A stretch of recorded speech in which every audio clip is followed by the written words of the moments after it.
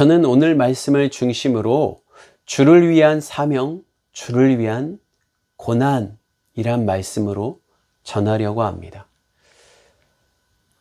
본 말씀을 시작하며 현재 우리의 고난이 과연 주님의 사명을 위한 고난인가? 주를 위한 고난인가? 이에 대해서 다시 돌아보며 묵상하는 자리가 되기를 축복합니다. 오늘 우리가 읽은 본문 말씀을 통해 초대교회의 가장 큰 고난의 시작, 그 출발점이며 핍박의 시작인 사울에 대해서 말씀하고 있습니다.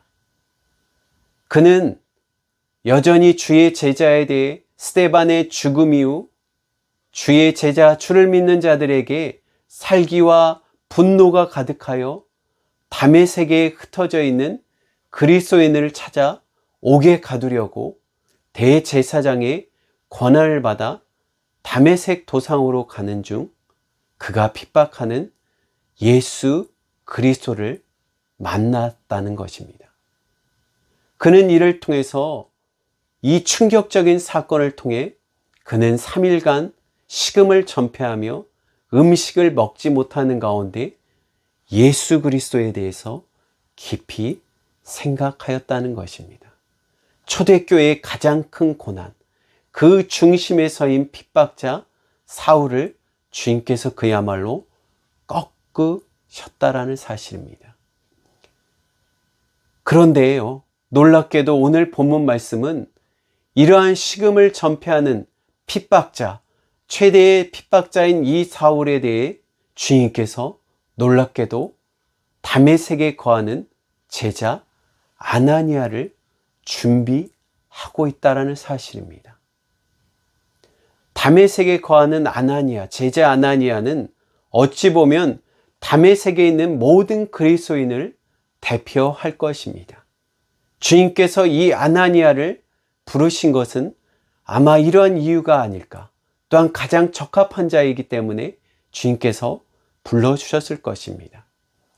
아나니아 입장에서, 다메섹에 있는 그리스도인들의 입장에서 이 사울이 하나님께 징벌을 받아 그가 눈이 멀고 눈이 보이지 않는 상황이라는 소문은 아마 온 곳에 가득하였을 것입니다. 모든 그리스도인들이 고난 가운데 지켜주시는 하나님께 감사하며 이제 고난이 끝났구나라고 생각할지도 모릅니다. 그리고 고난하며 핍박하는 자들에게 일벌백계, 마치 모델과 같이 하나님께서 이렇게 이를 벌하신다.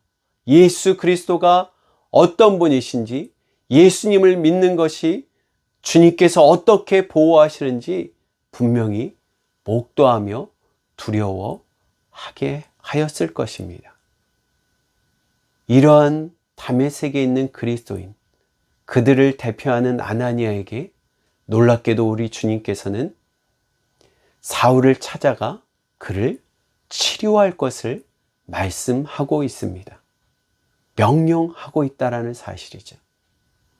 주님께서는 놀랍게도 사울이 어디에 있는지 분명히 그리고 상세하게 말씀하고 있습니다. 우리가 읽는 11절 말씀에 보면 일어나 직가라는 거리로 가서 유다 집에 5 사람 사울을 만나라. 그가 지금 기도하고 있다.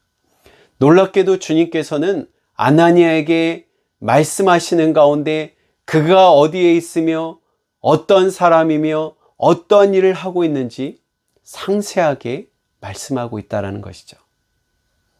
저는 이 말씀을 보면 주님의 인도하심이 정말 세밀하구나라는 것을 보게 됩니다. 주님의 인도하심이 어찌 보면 사울에게 아나니아란 자가 다가왔을 때 이 자가 누구지라고 의심할 수 있을 것입니다. 그는 아마 사울은 이 3일 동안 예수에 대해서 깊이 생각하는 가운데 아나니아의 만남을 통해서 예수가 하나님이심을 다시 경험하게 될 것입니다. 또한 주님께서는 사울에게 아나니아란 자가 와서 할 것이다 라는 말씀이 정말 말씀대로 이루어짐을 보여줄 것입니다. 아나니아를 통해서 또한 사울을 만나는 것을 주님께서 예비하심을 보여주고 있죠. 하나님의 세밀한 역사. 우리는 분명히 알아야 될 것입니다. 주님께서는 세밀하게, 상세하게, 정확히 역사한다는 사실입니다. 하나님은 실수하지 않다라는 사실입니다. 우리는 이 사실을 분명히 믿어야 될 줄 믿습니다. 하나님의 역사는 정확할 뿐만 아니라 세밀한 역사. 저는 이 말씀을 통해서 우리가 기도하는 가운데 주님의 이 세밀한 역사 가운데 제가 들을 귀, 이 세밀한 말씀을 들을 수 있는 귀와 마음을 열어주이사 주님께서 말씀하시는 이 세밀한 말씀을 듣고 순종할 수 있도록 주님 주장하여 주시옵소서. 우리의 기도가 되기를 축복합니다. 또한 이 말씀을 통해서 보면 아나니아에게 이러한 말씀 가운데 주님께서는 강압적으로 말씀하시지 않는다는 것이죠. 너 이렇게 라고 명령한 것이 아니라 아나니아의 항변에 대해서 주님께서 듣고 계시다는 것입니다. 13절에 보면 아나니아가 주님의 명령에 이렇게 대답합니다. 주님, 주여 이 사람에 대해 내가 듣사온즉 예루살렘에서 주의 성도들에게 적지 않은 해를 끼쳤나이다. 솔직하게 얘기한다면 사울의 악행은 적지 않은 해가 아니라 오히려 그가 스데반을 죽임으로 말미암아 핍박이 완전히 시작을 알리는 신호탄이 되었다는 사실입니다. 또한 주님의 명령에 그는 여기서도 주의 이름을 부르는 모든 사람을 결박하여 대제사장에게 권한을 받았음을 말씀하고 있습니다. 아나니아의 항변은 어찌 보면 주님, 이제 고난이 멈췄는데 이 고난의 우두머리며 핍박자인 이 사울에 대해서 주님께서 벌하셨는데 어찌하여 다시 저를 그에게 보내십니까? 어찌하여 그에게 주님께서 신경을 쓰십니까? 그는 분명히 하나님의 벌을 받았는데 왜 저에게 이런 말씀을 하십니까? 라고 항변하고 있습니다. 어찌 보면 고난이 마친 것 같고 고난의 괴수가 끝나는 상황 가운데 있는데 주님께서는 아나니아를 통해서 이렇게 보내시죠. 놀랍게도 이런 항변에 주님은 강압적으로 명령하지 않고 그의 모든 이야기를 듣고 계시다는 것입니다. 이게 하나님께 정말 감사한 일이 아닐까요? 우리가 어떤 죄를 짓는 가운데 주님의 명령에 불순종하며 여전히 나름대로 변명하는 가운데 자기 방어를 하며 나름대로 논리적으로 얘기하는 가운데 자기가 생각해도 이거는 정말 말도 안 되는 불순종임을 아는 가운데도 주님은 여전히 우리를 참으시며 우리의 말도 안 되는 기도에도 주님은 듣고 계신다는 거죠.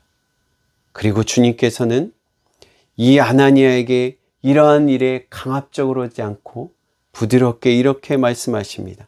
주께서 이르시되 가라, 이 사람은 내 이름을 이방인들과 임금들과 15절에 이스라엘 자손에게 전하기 위하여 택한 나의 그릇이다 라고 말씀하고 있습니다.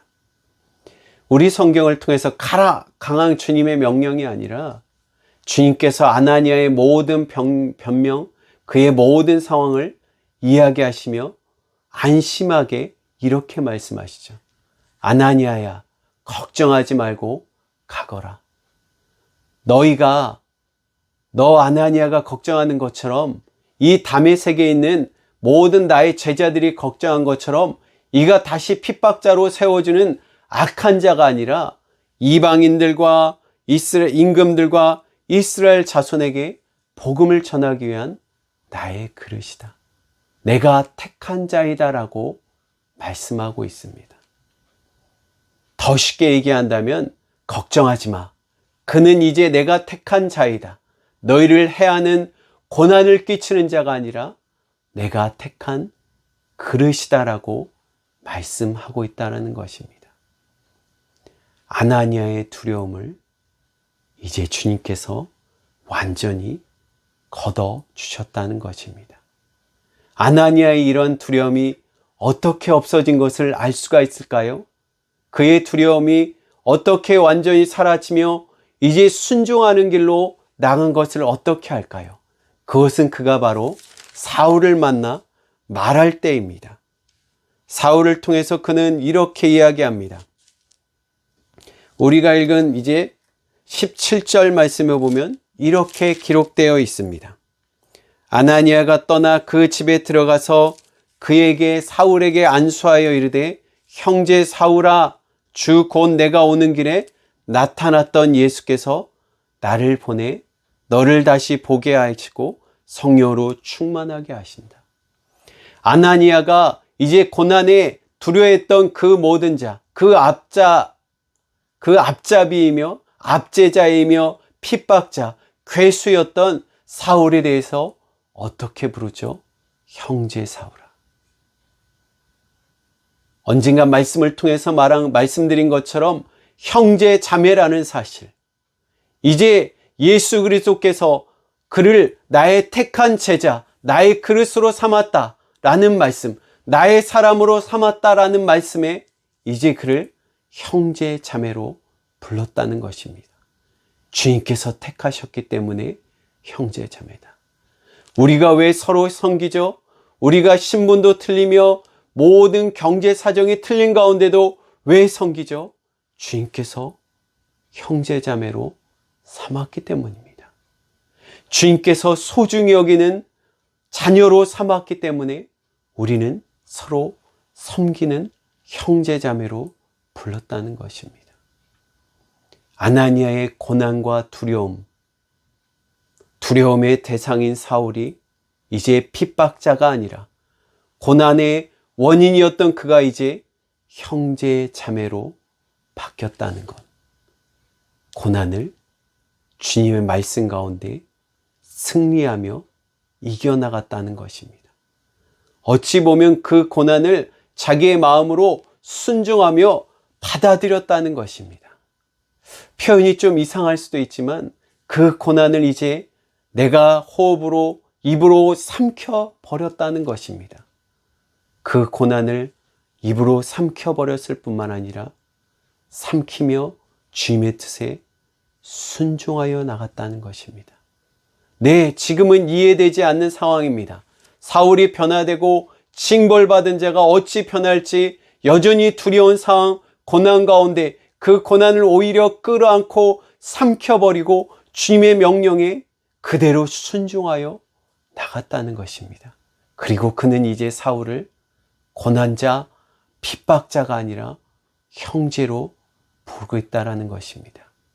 그리고 주의 말씀대로 순종하여 그에게 안수하여 18절에 보면 즉시 사울의 눈에서 비늘과 같은 것이 벗겨졌다. 그가 기도하고 주님의 말씀대로 안수하는 가운데 사울의 눈이 떠지는 모습, 순종하여 나갔다는 것입니다.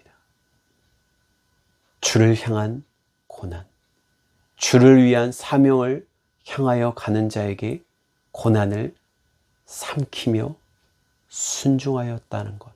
고난을 끌어안고 주님께 나갔을 때 어떠한 일이 일어났죠? 핍박자인 고난의 대상을 이제 형제자매로 바꿨을 뿐만 아니라 순종하여 사울을 치료하는 일까지 나갔다는 것입니다.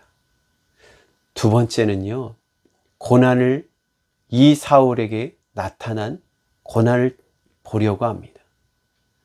사울은 어찌 보면 기세에 등등하며 어찌 보면 젊은 그가 놀라운 학식과 권력을 통해서 다메섹에 있는 그리스도인들을 잡아가는 가운데, 잡으려 하는 가운데 그에게 눈이 안 보이는 치명타, 그리고 3일 동안 그가 여태까지 생각했던 모든 것이 완전히 뒤집어지는 상황 가운데 있었습니다. 그에게 어찌 보면 이것은 인생의 가장 큰 절체절명의 고난이었습니다.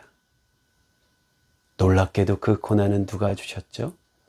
예수 그리스도께서 주셨다는 것입니다. 사울의 입장에서 주님께 고난을 주신 주님을 발견하죠. 고난을 주려던 그가 핍박자가 고난을 주님께 어찌 보면 받았다는 것이죠. 사울의 모습을 통해서 주님이 주신 고난의 의미를 보게 됩니다. 그것은 바로 예수 그리스도가 누구신지 분명히 알게 되고 확신하게 하는 신앙의 성장을 가지고 오는 예수님을 더 확실하게 믿게 하는 고난이 되었다는 것입니다. 기세등등한 사울, 큰 학식과 권력을 그리고 젊음을 가진 사울에게 예수 그리스도의 주신 고난을 통해서 그는 예수 그리스도가 누구신지 확신을 갖고 분명히 깨달았다는 사실입니다. 그는 3일간 기도하는 가운데 아나니아라는 자가 와서 자신의 눈을 뜨게 할 거다, 아나니아가 올 것이다 라는 주의 제자가 찾아온 것을 첫 번째로 보게 되죠. 이를 통해서 사울은 예수 그리스도가 바로 하나님이심을 다시 경험하게 됩니다. 이것이 우연일 거야 라고 생각하는 가운데 두 번째가 나타나죠. 그건 뭐죠? 이 아나니아란 제자를 통해서 정말 그분의 말씀대로 자신의 눈멀었던 눈에 비닐 같은 것이 완전히 벗겨지며, 아마 어떤 학자는 그에게 눈병으로 말미암아 눈이 완전히 안 보이는 상황 가운데 막 같은 것이 없어졌다라고 하는 사람도 있습니다. 어떤 사실이든 그가 다시 눈을 뜨게 되는 역사를 겪게 된 거죠. 예수 그리스도를 통해서 장님이 되는 상황, 시각장애인이 되는 상황 가운데 예수 그리스도를 통해서 이제 완전히 눈이 회복되는 상황이 되었다는 사실입니다. 이 모든 고난을 통해서 그가 무엇을 알았죠? 예수 그리스도가 바로 하나님이시다라는 사실을 깨달았다는 것입니다. 그 사실은 20절에 보면 즉시로 각 회당에서 예수가 하나님의 아들이심을 전파하니 라고 기록되어 있습니다. 그의 이러한 고난을 통해서, 그의 놀라운 충격을 통해서, 주님이 주시는 이 고난을 통해서 내가 믿는 분, 내가 핍박한 분, 내가 정말로 믿어야 되는 분, 예수님이 누구신지 분명히 알았다는 것입니다. 어찌 보면 성도에게 주어지는 고난, 또한 예수님을 핍박하는 자에게, 예수님을 이제 믿으려고 하는 자에게, 또한 예수님을 안 믿는 자에게 찾아오는 고난은 주님을 향한, 주님을 믿기 위한 주님이 주신 고난이라는 사실입니다. 주님이 주신 고난을 통해서 예수 그리스도가 누구신지를 안다는 것. 저는 다시 한번 이 사울의 주님이 주신 고난을 통해서 사울이 예수 그리스도가 하나님이심을 분명히 한 것처럼 우리에게 찾아오는 고난, 지금의 고난을 통해서 우리의 입에서 예수님이 그리스도, 나의 구원자이심을, 나의 구세주이심을, 이 모든 어려운 가운데 나를 이끌어 주시며 해결해 주시며 구원하실 분이 예수님이심을 더욱더 확고히 깨닫고 주님을 더욱더 붙드는 자리가 되기를 축복합니다. 주님 앞에 두 손 들고 나가기를 간절히 축복합니다. 고난의 의미, 그것이 주를 위한 고난인가, 주의 사명을 위한 고난인지 오늘 말씀을 통해서 전하고 있습니다.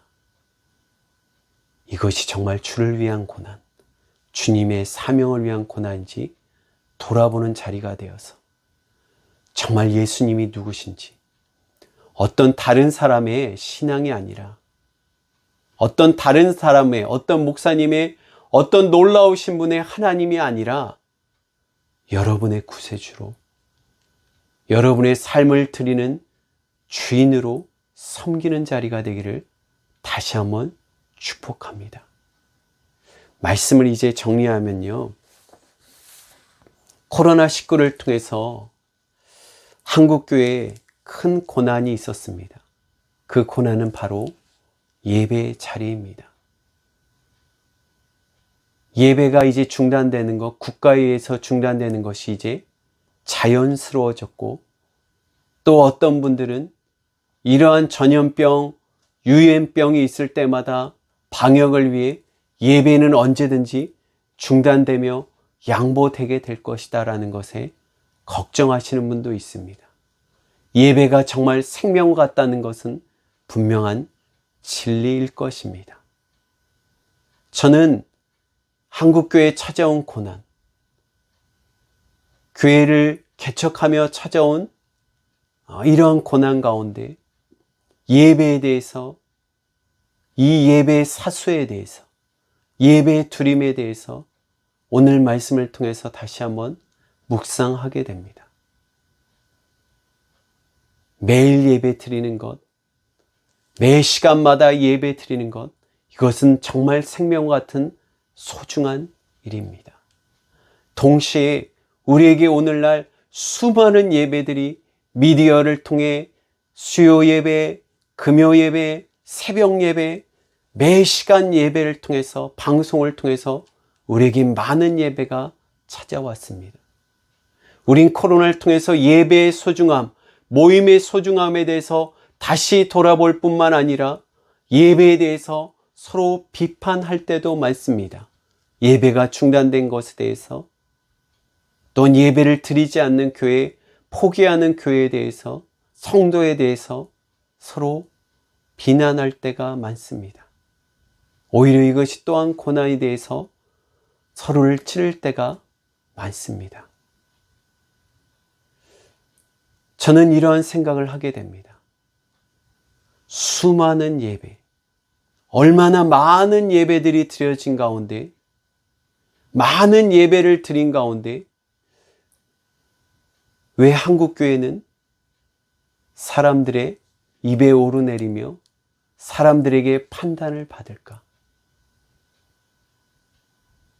적은 소금이 짜게 하는 것처럼 작은 빛이 온 방을 환하게 하며 어둠을 몰아내는 것처럼 놀라운 빛과 소금의 역할이 있는데, 왜 교회는 여전히 맛을 잃은 소금의 모습일까? 많은 예배, 참 예배에 대해서 생각해 보아야 될 것입니다. 모여서 드려지는 예배도 정말 중요한 예배지만 삶의 예배가 있었는가? 수많은 말씀을 듣는 가운데 많은 예배가 모자라서 문제였나요? 예배 시간이 적어서 우리가 변화되지 않았나요? 예배 시간이 없어서 우리가 정말 하나님을 잘 믿지 못하고 있었는가요? 삶의 예배가 없었다는 것입니다. 말씀을 듣고, 주님의 말씀을 듣고 우리에게 주시는 그 말씀의 사명을 가지고 세상을 향하여 나가는, 고난을 담대히 맞서 싸우려는, 말씀을 실천하려는 삶의 예배의 모습이 없었다는 것입니다.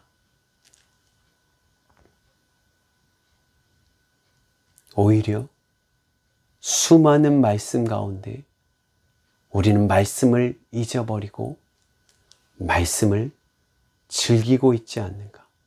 예, 물론 말씀을 열심히 사수하며 지키는 분도 있을 것입니다. 그러나 믿음의 형제된 서로 모든 교회 공동체 전체를 통해서 말씀을 정말로 삶의 사명을 가지고, 주님이 주신 말씀을 통해 주어지는 사명, 말씀 실천의 사명을 가지고 삶의 예배, 세상의 빛과 소금의 역할을 감당하고 있는가? 주님의 말씀을 향해 주님을 향한 고난, 말씀을 실천하기 위한 고난과 몸부림과 발버둥이 정말로 우리에게 있었는가?